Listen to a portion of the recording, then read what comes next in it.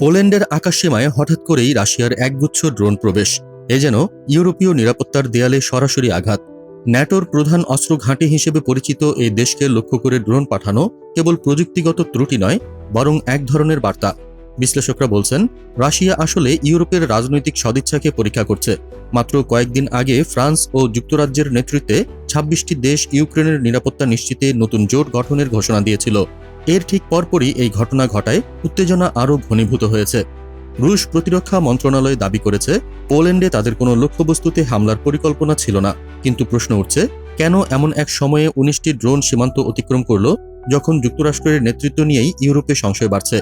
অনেকেই মনে করছেন, ইউক্রেনের পক্ষে জনসমর্থন দুর্বল করে যুদ্ধবিরোধী জনমতকে উস্কে দিতেই রাশিয়ার এই কৌশল।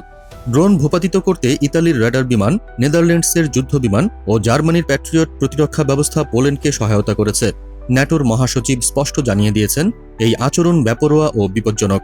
পোল্যান্ডের প্রধানমন্ত্রী সংসদে সতর্ক করে বলেন, দ্বিতীয় বিশ্বযুদ্ধের পর এমন পরিস্থিতি ইউরোপকে সংঘাতের সবচেয়ে কাছাকাছি নিয়ে এসেছে। তাহলে প্রশ্ন হচ্ছে, ন্যাটো কি কেবল সতর্ক বিবৃতি দিয়েই থেমে থাকবে, নাকি রাশিয়ার এই বার্তাকে কঠোর সামরিক প্রতিক্রিয়ায় ফিরিয়ে দেবে?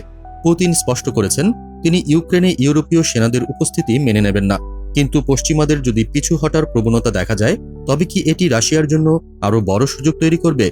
ইউরোপের সামনে এখন কঠিন পরীক্ষা, শক্ত প্রতিক্রিয়া নাকি কূটনৈতিক আপোষ। কোন পথ বেছে নেবে তারা?